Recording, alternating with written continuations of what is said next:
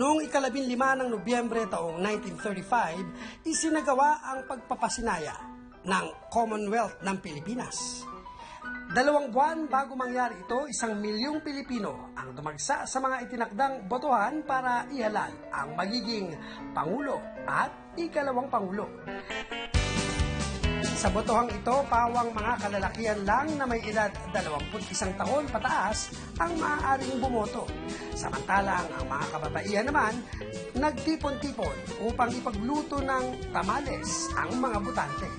Kaya nga mula noon, tinawag na rin ang tamales bilang boboto. Ang tamales halaw sa isang pagkaing nagmula sa bansang Mexico. Nakapareho din ang pangalan ito. Pero kung ang tamales ng Mexico, gawa sa mais.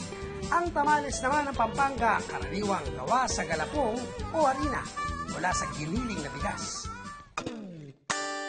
Buhay na buhay pa rin ang sarap na makasaysayang pagkain ito sa Bacolor, Pampanga.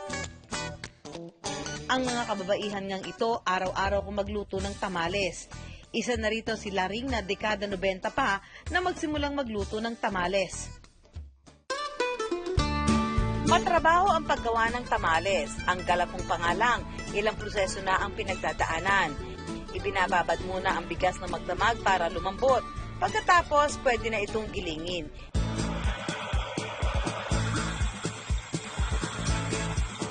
Ihahalo ang gata sa giniling na bigas. Ang galapong ni Laring, niluluto niya sa uling kaya mas malasa.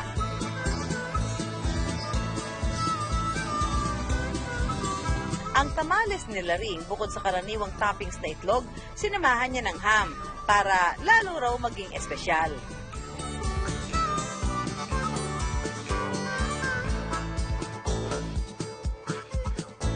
Wow, ang ganda! Oh. Beautiful! 4, 5, 6. Okay, that's enough. Isa raw sa mga suki ni Laring, ang balikbayang Sinida, nakauuwi lang galing West Virginia sa Estados Unidos. Sa tuwing umuwi raw siya sa Pilipinas, hindi niya pinapalagpas ang pagkakataong bumili ng tamales. Ang mother ko nagluto rin yun. So, lagi kong hinahanap yung lasa. So, Nagluluto rin sila sa Virginia. Nagluto Pero kami hindi sa kasi West. sarap nito. Siyempre. Pero sa likod ng tagumpay ng negosyo ni Laring, isang kwentong may kurot sa kanyang puso.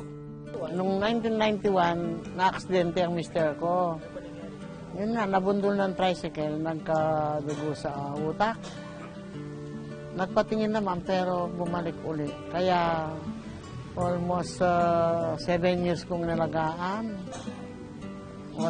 Hindi kami kilala. Parang nagka-amnesia. Sinusubuan, binibihisan, pinaliliguan.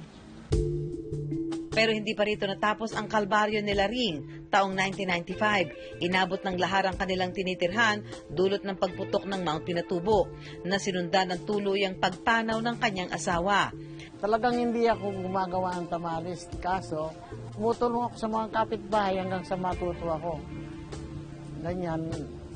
Tapos nung ma-aksidente ang mister ko, walang kita. Sabi ko, nag-isip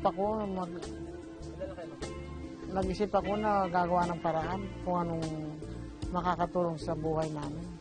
Yun, gumawa ako sa rin tamales hanggang sa lumakas. Tanging ang paggawa ng tamales ang pinagkapitan ni Laring upang maitaguyod ang kanyang mga anak. At sa kabila ng mapapait niyang karanasan, nanatiling matamis ang pananaw niya sa buhay. Sa ngayon, napagtapos na ni Laring ng pag-aaral ang 5 niyang anak. Ang ginagawang tamales ni Laring, mas masarap daw kung may kapares. Nakasanayan na ng ilang Kapampangan na ipalaman ito sa pandesal. Bilang pagpupugay na rin kay incoming President-elect Rodrigo Duterte, binansagan namin itong tamales a la Duterte. Bukod sa pandesal, masarap ding i-partner ang tamales sa puto. Ang kombinasyong ito, tinawag naman naming tamales a la Pakwaw. I wonder, alin kaya sa dalawang kombinasyong ito ang mas papatok sa panlasa ni Juan? Ang tamales na ipinalaman sa pandesal o tamales at puto?